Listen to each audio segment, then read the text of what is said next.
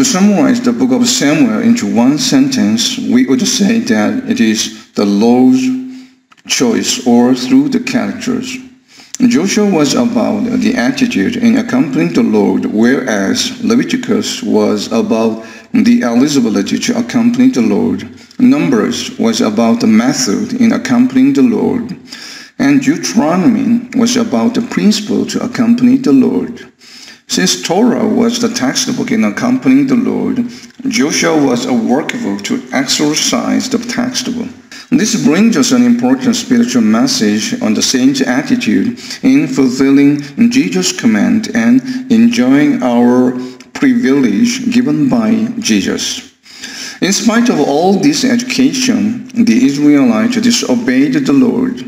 Therefore, the Lord needed to discipline them in a different way that was described in the book of Judges.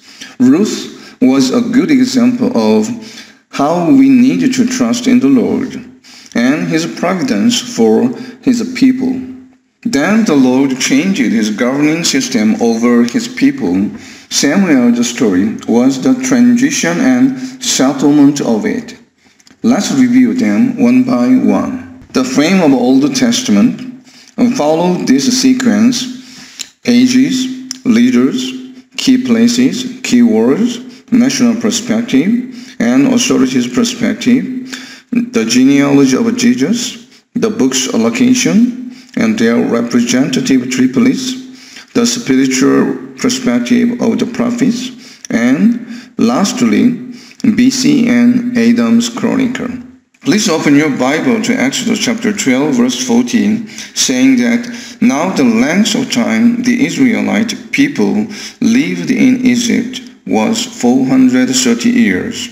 Since the move into Egypt was in 2238 of the Adam Chronicle, the year they came out of Egypt was 2668. The time background of Deuteronomy was in the 40th year after they had come out of Egypt. Joshua was the story from just after Deuteronomy to the completion of the conquest of the land, but chronically, we need to consider the end of the conquest age as the death of Joshua. It was presumed that the Israelites took just 6 to 7 years to conquer the land, when led by Joshua as stated, chapter 14, verse 10, "So here I am today, 85 years old." When Caleb conquered Hebron, which was the last battle, as written in verse 15. Caleb was 40 years old when he explored the land in Kadesh at the second year after the exodus from Egypt. If Joshua was the same age as Caleb, the Adam's Chronicle of the book of Joshua was 2740. If he was 10 years older than Caleb, it would be 2730. Therefore, the time of the beginning of Judges varied. Anyway, considering the timing, trouble, and peace described in the book of Judges during the Judges' age would be at least 390 years. There were two more leaders to the Israelite, Eli and Samuel, after Samson, who was the last judge in the book of Judges. Eli had led Israel 40 years as stated in 1 Samuel chapter 4, verse 18. But there is no information on Samuel's time of rule except in 1 Samuel chapter 7, verse 15. Samuel continued as judge over Israel all the days of his life. Saul and David ruled for about 80 years in total. Of course, there are varied opinions about Saul's period, but Acts chapter 13 verse 21 states it was 40 years. Considering certain periods of Samuel, the period of the book of Samuel would be 120 plus years. This is also based on the fact that there was no gap between Samson and Eli. Let's move on to the next slide. 3 pillars.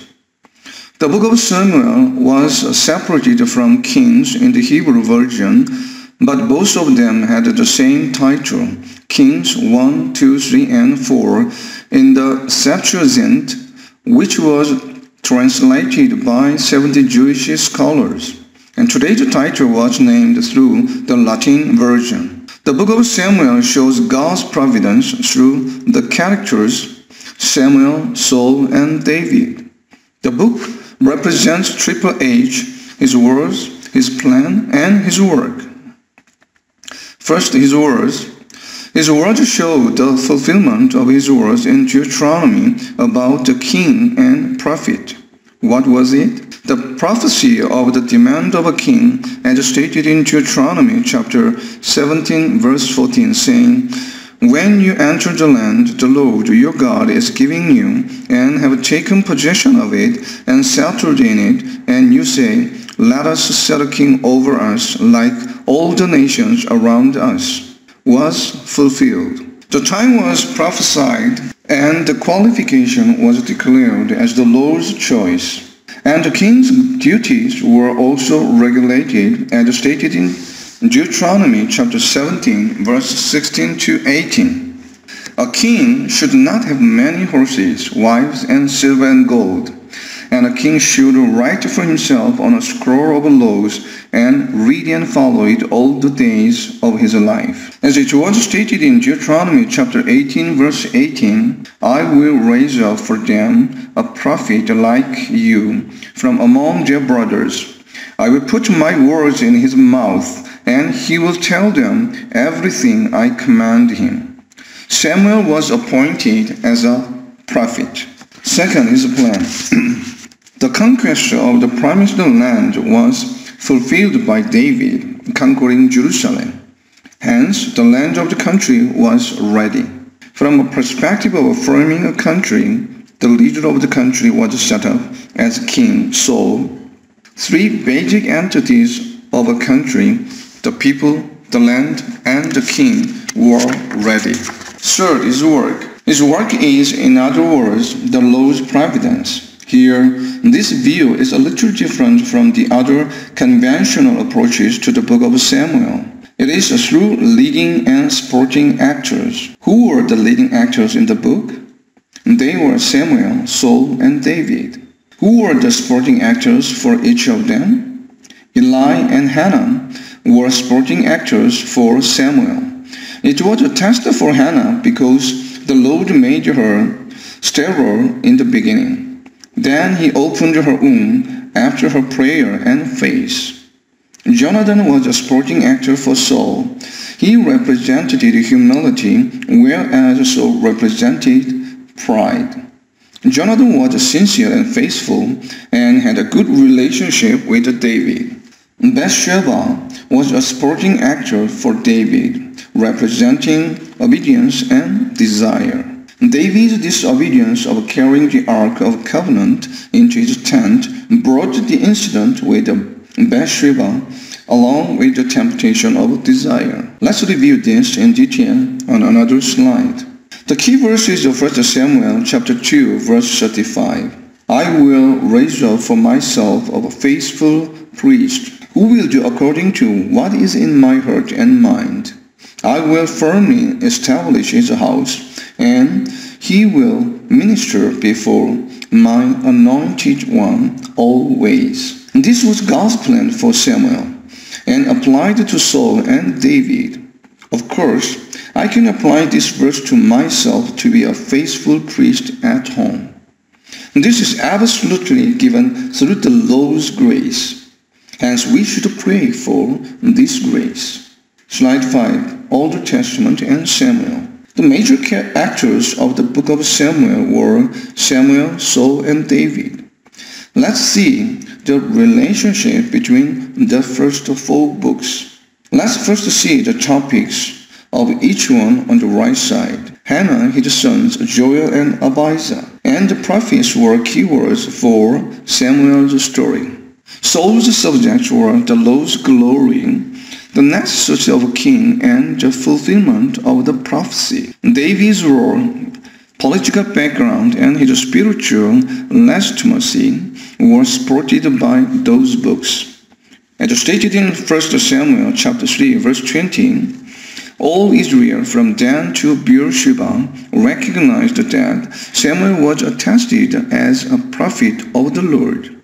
And Acts chapter 3 verse 24, indeed, all the prophets from Samuel on, as many as have spoken, have foretold these days. Samuel was called as a prophet through the law's promise as written in Deuteronomy chapter 18 verse 15. Of course, there are different opinions in interpreting a prophet as seen in Deuteronomy chapter 18 verse 15. Here we take the thought that it was the representative of the general prophets because of Deuteronomy chapter 18 verse 20, but a prophet who presumes to speak in my name anything I have not commanded him to say, or a prophet who speaks in the name of other gods must to put to death. Therefore we presume that it would all be the prophets from Samuel to Jesus.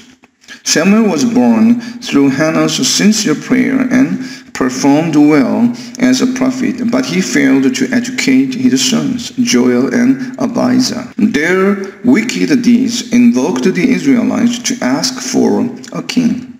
But the book of Judges had repeatedly implied this request of a king, as stated in Judges chapter 21, verse 25.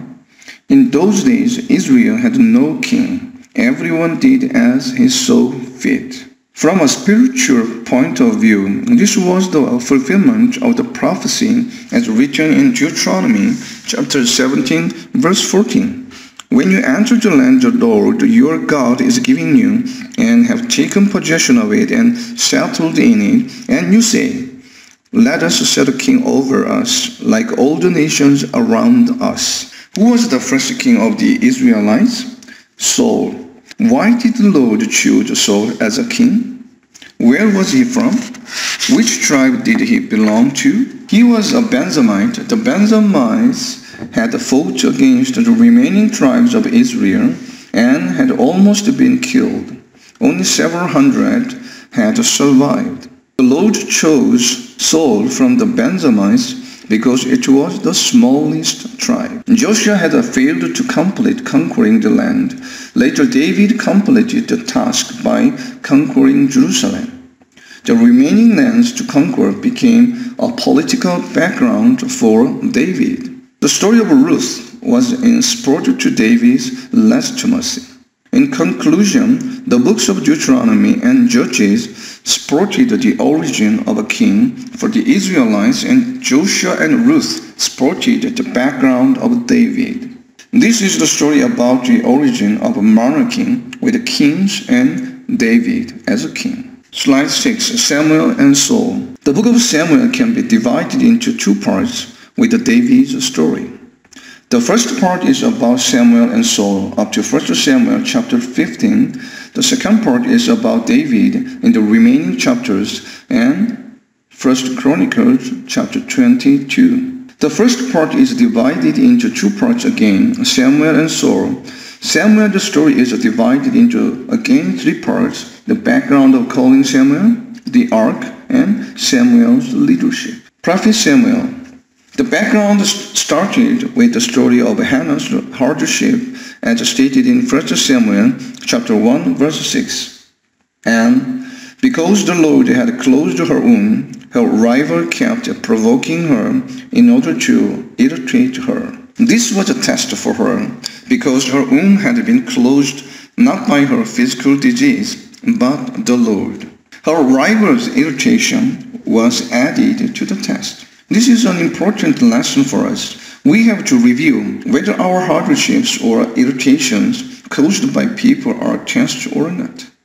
Anyway, we need to follow Hannah's way, sincere prayers, until we get the answer to it, which is in peace as stated in Philippians chapter 4 verse 7.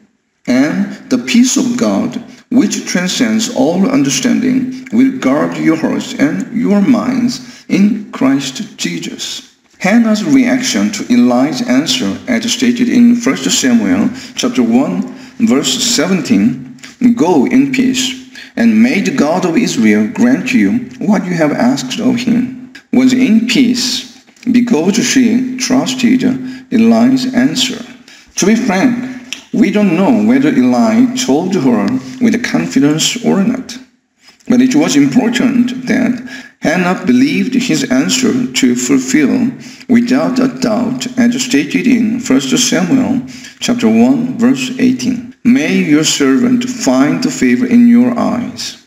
Then she went to her way and ate something, and her face was no longer downcast. This was a very good example of Mark chapter 11, verse 23-24. I tell you the truth. If anyone says to this mountain, go throw yourself into the sea, and does not doubt in his heart, but believes that what he says will happen, it will be done for him. Therefore, I tell you, whatever you ask for in prayer, believe that you have received it, and it will be yours. This verse is an exercise of Matthew chapter 7, verse 12. So in everything, do to others what you would have them do to you. For this sums up the law and the prophets. Because the belief was incurred by her acknowledgement of the Lord as her God, as stated in Proverbs chapter 3, verse 6. The Lord's rewards to both Eli and Hannah's families were described in chapter 2. It began with Hannah's praise to the Lord in prayer, as stated in chapter 2, verse 2. There is no one holy like the Lord.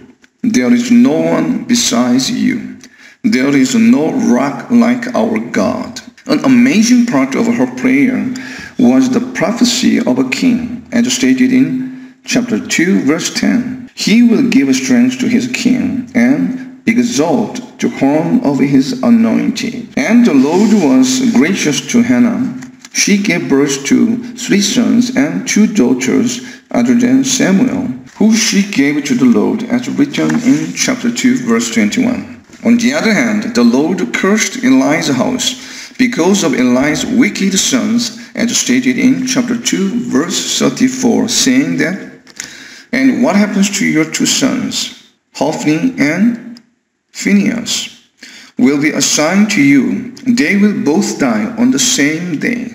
It was because the Lord honors who honor him and disdain who despise him, as stated in chapter 2, verse 30. At last, Samuel was called a prophet, as written in chapter 3, verse 20. And all Israel from Dan to Beersheba recognized that Samuel was attested as a prophet of the Lord. The Lord spoke to Samuel that he would judge Eli's house forever, because he didn't restrain his sons, who made themselves contemptible, as stated in chapter 3, verse 13 to 14. He should have restrained his sons, while considering Matthew chapter 10, verse 37. Anyone who loves his father or mother more than me is not worthy of me. Anyone who loves his son or daughter more than me is not worthy of me. This was the first mission given to Samuel as a prophet by the Lord, as written in chapter 3, verse 18. But in those days, the word of the Lord was rare, as stated in chapter 3, verse 1. The Lord's holiness. The next topic was the ark in chapters 4 to 6 that represented the Lord's holiness. The Israelites misused the ark for their battle with the Philistines, and it was captured by them. On that day, Eli's 2 sons died, as they had been cursed in chapter 2, verse 34. Because of this, Eli and his daughter-in-law also died, as stated in the end of chapter 4. The Philistines were also cursed by the ark, as stated in chapter 5, and they sent the ark to Beth-Shemesh, but the men of Beth-Shemesh were killed because they had looked into the ark, as stated in chapter 6, verse 19. All these incidents happened because of their blasphemy to the Lord. Finally, the ark moved into Abinadab's house, as written in chapter 7, verse 1, and stayed there for 20 years. Leader Samuel. Samuel removed the idols from the Israelites and Mizpah, which was one of the top 3 revivals in Old Testament, along with the ones by Jonah and Josiah. But the Philistines misunderstood this revival as an attack on them. So this caused the Philistines to attack the Israelites, but Samuel defeated them. When Samuel grew old, he appointed his sons as judges for Israel, as stated in chapter 8, verse 1. This caused the Israelites to demand a king because of their misbehaviors. The Lord declared that it was not Samuel the Israelites had rejected, but the Lord they had rejected, as stated in chapter 8, verse 7. Here, we have to take note that it is really important to spiritually discipline our children.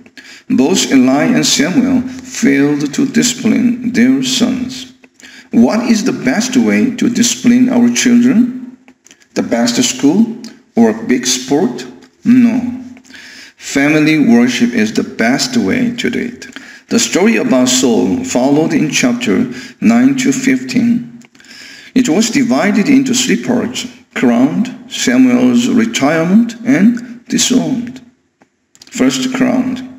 The story started with the introduction of Saul, a Benjamite and an impressive young man without equal among the Israelites, as written in chapter 9, verse 2. He respected his parents and was followed by visiting Samuel in chapter 9. Chapter 10 began with the anointment of Saul and convincing him with 3 signs: meeting 2 people near Rachel's tomb, 3 people near the great tree of Tabor, and a procession of prophets at Gibeah of God. It was very interesting to select Saul as king. He was chosen through 3 steps, as described in chapter 10, verse 17 to 22. But some troublemakers despised Saul, as stated in chapter 10, verse 27. But the Lord convinced the people through the Ammonites in chapter 10. Saul defeated the Ammonites, then all the people went to Gilgal and confirmed Saul as king in the presence of the Lord, as written in chapter 11, verse 15. Second, Samuel's retirement. Samuel called the Israelites and gave them his farewell speech, as stated in chapter 12. He began with reviewing his life, which was upright and feared the Lord. Then he explained about the Lord and his covenant, as stated in chapter 12, verse 22 to 23. The Lord will not reject his people, and he promised to pray for the people and teach them the way that is good and right. Third, disowned. Saul was very impressive and had a very good personality. He respected his parents very much, and he also respected a prophet, so he visited Samuel. Did the Lord choose him as king because of his talent? No. It was because he was a Benjamite, who was the smallest and weakest tribe among the Israelites. The Lord chooses to use the weakest for his missionary. How did the Lord come to disown him? It was because Saul was proud before the Lord. He offered up the burnt offering instead of Samuel after waiting for him for some time, as stated in chapter 13, verse 9. He should have waited for him until he came, but he didn't. Therefore, the Lord had sought out a man after his own heart and appointed him leader of his people, as stated in chapter 13, verse 14. Chapter 14 began with Jonathan's attack on the Philistines, and the Lord rescued Israel on that day, as written in chapter 14, verse 23. After this victory, Saul had bound the people under an oath, saying in chapter 14, verse 24, "Cursed be any man who eats food before evening comes, before I have avenged myself on my enemies." As a result of this oath, his son Jonathan was in trouble because he ate honey without knowledge of the oath. But the Israelite asked Saul to save him because he had brought great deliverance to Israel, as written in chapter 14, verse 45. Then Saul's performance and his family was described in the end of chapter 14. This looks like the summary of Saul before showing his last part in chapter 15. Saul disobeyed the Lord again in the fight to the Amalekites because he didn't kill their sheep and cattle for offerings against the Lord's command to kill all of their belongings, as stated in chapter 15, verse 3. We are not sure whether Saul took the cattle and sheep for offerings, as he claimed, but it is much more important to obey the Lord, as stated in chapter 15, verse 22. To obey is better than sacrifice, and to heed is better than the fat of rams. We have to remember that disobedience is like the sin of divination, as stated in chapter 15, verse 23, and rejection of the word of the Lord is very serious. The Lord rejected Saul as king because he had rejected the word of the Lord, as written in chapter 15, verse 23. Romans chapter 1, verse 28 emphasized this, saying, "Furthermore, since they did not think it worthwhile to retain the knowledge of God, he gave them over to a depraved mind to do what ought not to be done."